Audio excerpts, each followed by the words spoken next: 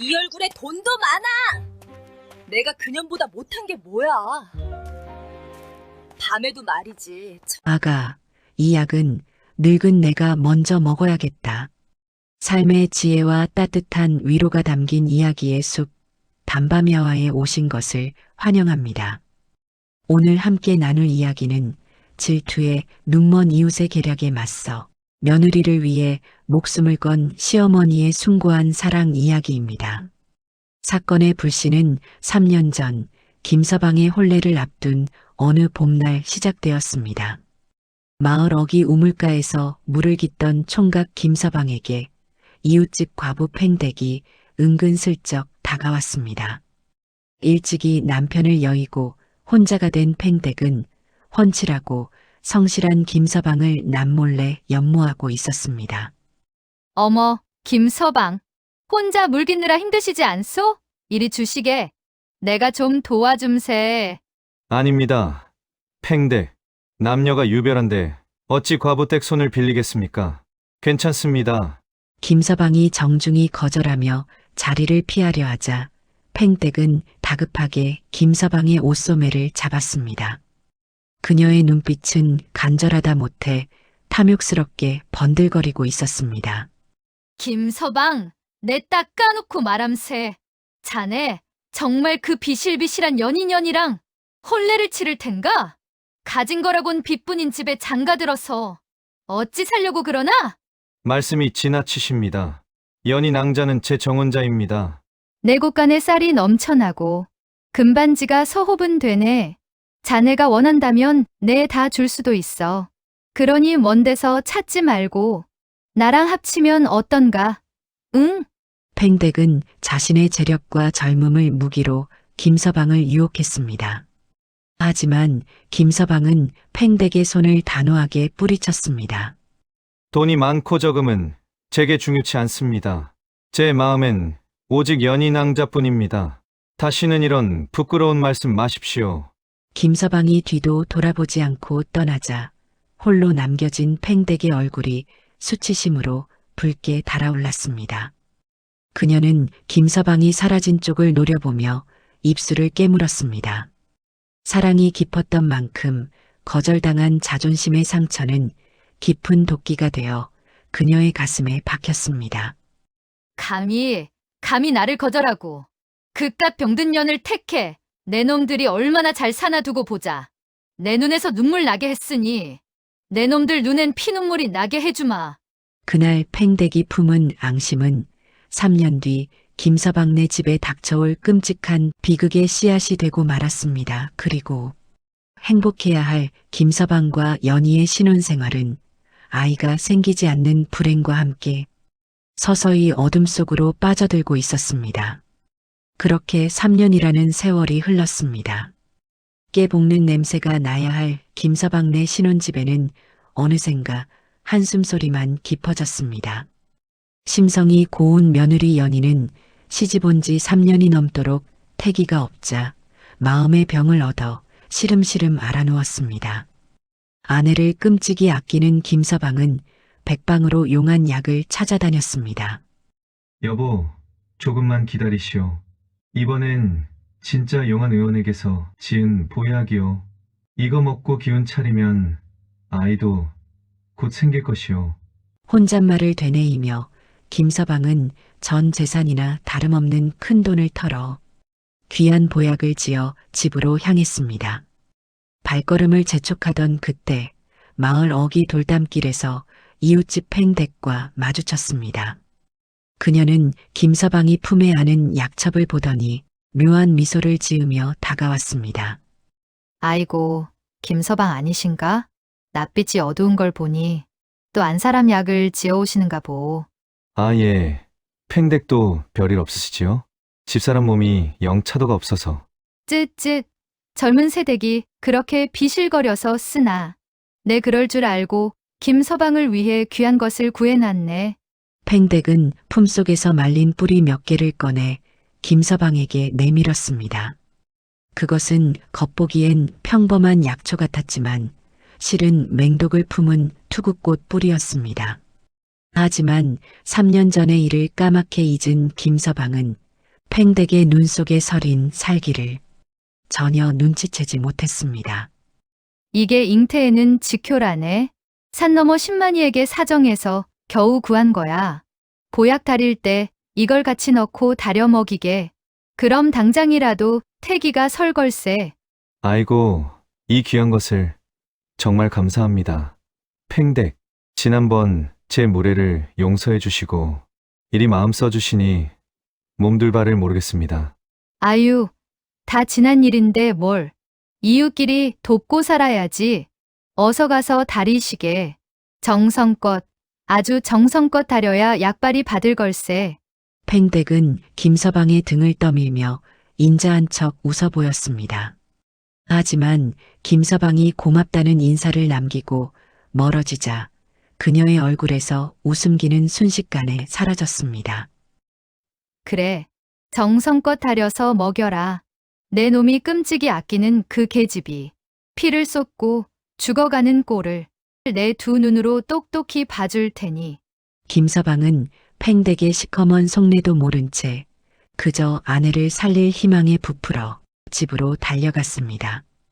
그리고 부엌 아궁이에 불을 지피고 팽댁이 준 독초를 보약과 함께 약탕기에 털어 넣었습니다. 보글보글 끓어오르는 약탕기 속에서 죽음의 그림자가 서서히 피어오르고 있었습니다. 그날 밤 김서방네 집에는 진한 약 냄새가 진동했습니다. 김서방은 부채질을 해가며 정성껏 약을 다렸습니다. 그런데 안방에 있던 시어머니 최 씨가 방문을 벌컥 열고 나왔습니다.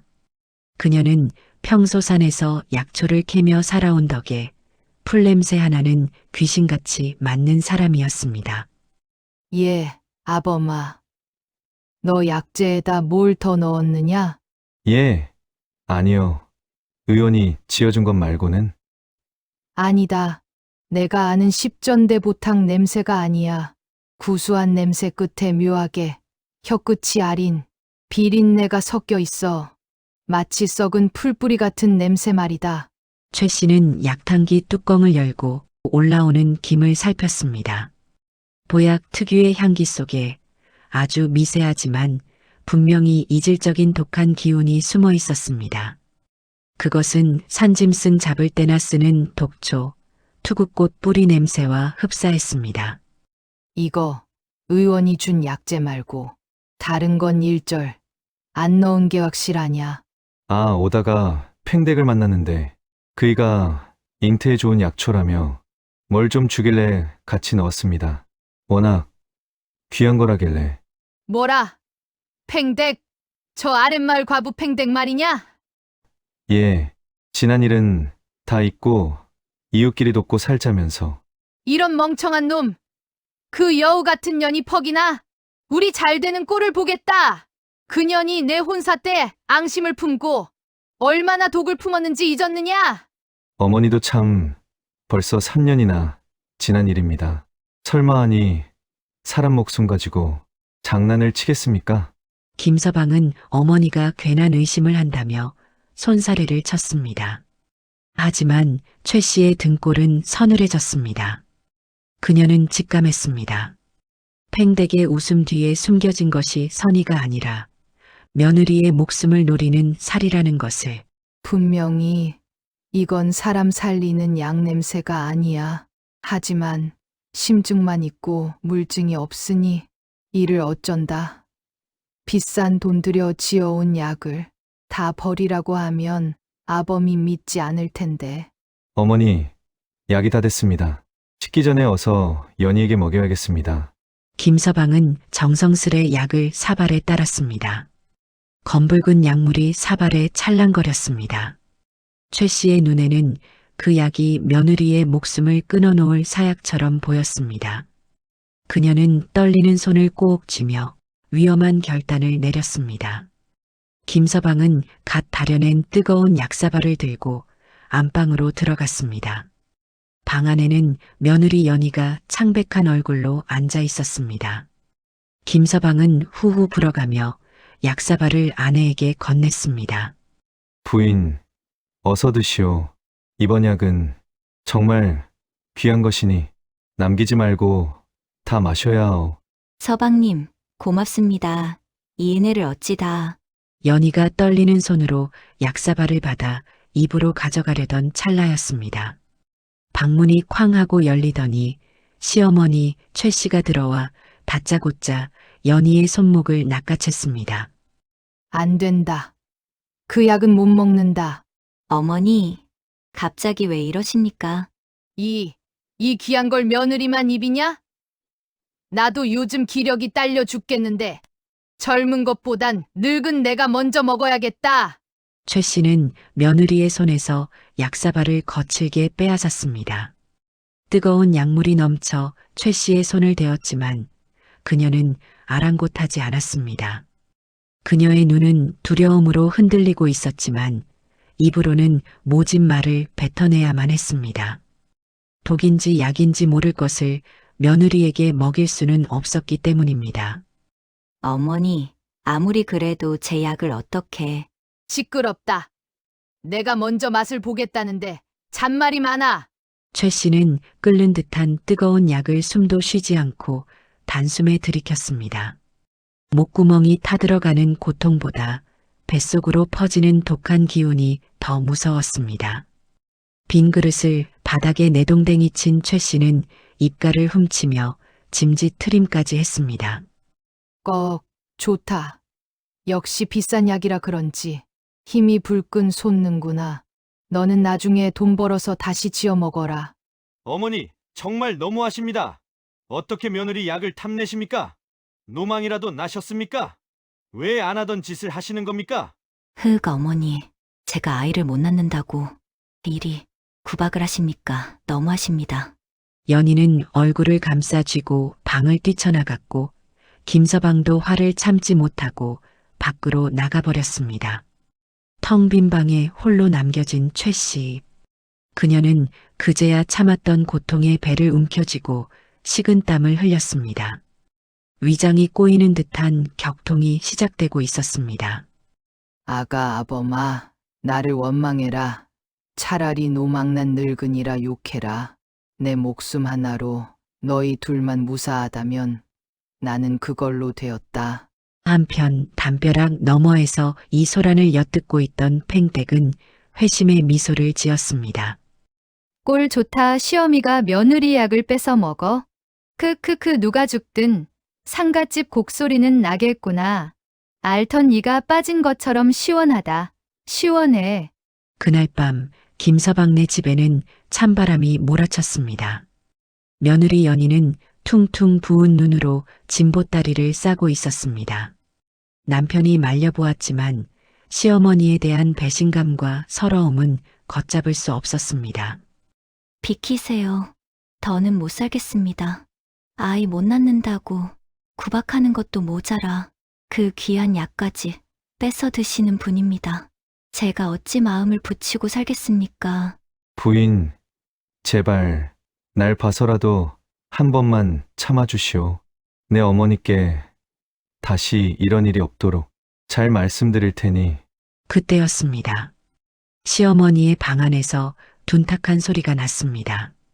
부부 싸움을 하던 두 사람은 동시에 입을 다물고 방문 쪽을 바라보았습니다. 불길한 예감이 김서방의 등줄기를 스치고 지나갔습니다. 어머니, 대답이 없었습니다. 김서방이 다급하게 방문을 열어젖혔습니다.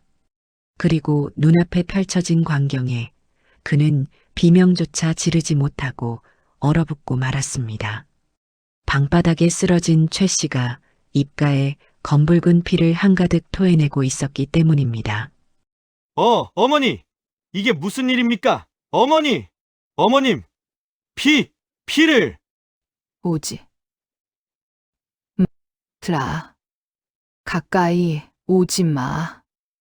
최 씨는 고통 속에서도 손을 휘저으며 며느리가 다가오는 것을 막으려 했습니다.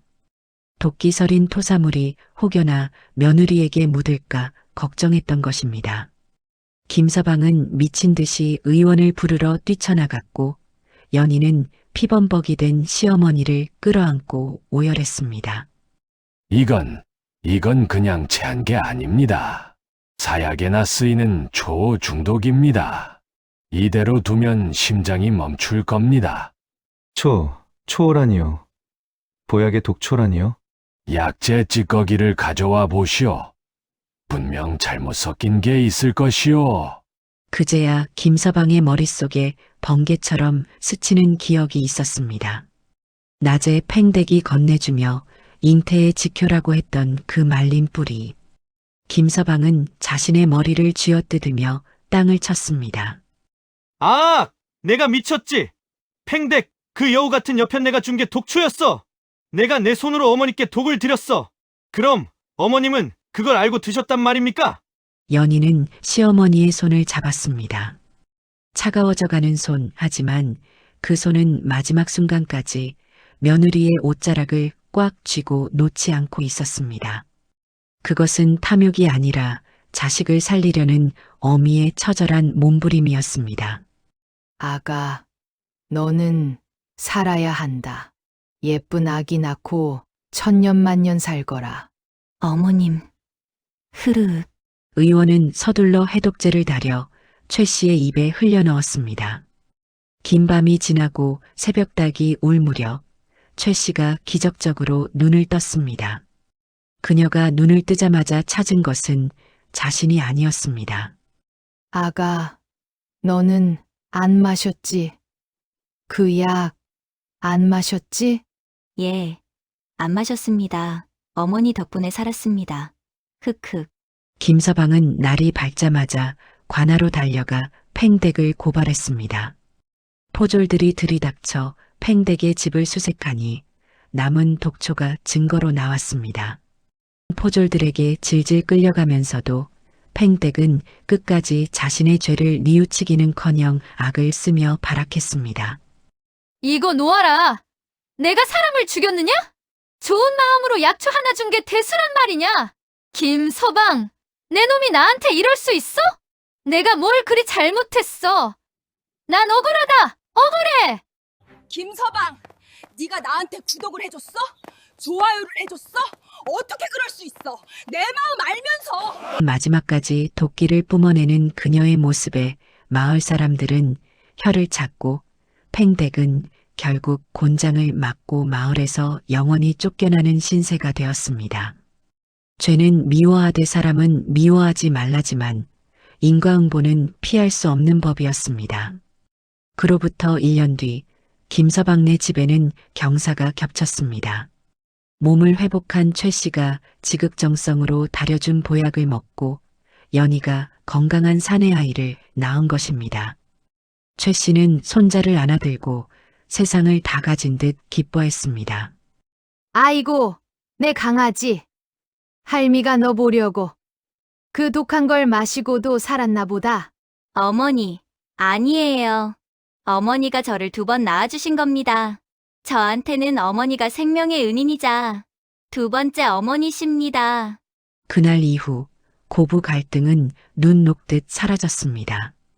연희는 시어머니를 친정 어머니보다 더 극진히 모셨고 최 씨 또한 며느리를 딸처럼 아꼈습니다. 독초가 들어간 약사발은 깨졌지만 그 자리에는 그보다 더 단단한 가족의 사랑이 피어났습니다. 김서방네 웃음소리는 담장을 넘어온 마을에 행복하게 울려 퍼졌답니다. 질투는 남을 해치려다 결국 자신을 망치지만 희생은 남을 살리고 자신 또한 빛나게 합니다. 최 씨가 마신 것은 독이었지만 그 안에 담긴 것은 며느리를 살리겠다는 해독제 같은 사랑이었습니다. 눈에 보이는 행동만으로 사람의 마음을 섣불리 판단하지 마세요. 투박한 말 속에 혹은 차가운 침묵 속에 진심 어린 사랑이 숨어 있을지도 모릅니다. 오늘의 이야기가 여러분의 마음에 따뜻한 여운으로 남기를 바랍니다. 이야기가 감동을 주었다면 구독과 좋아요로 담밤여와의 다음 온기를 함께 나눠주십시오. 저는 다음 시간에도 삶의 지혜가 담긴 이야기로 다시 찾아뵙겠습니다. 언제나 담밤여와에서 당신을 기다리겠습니다.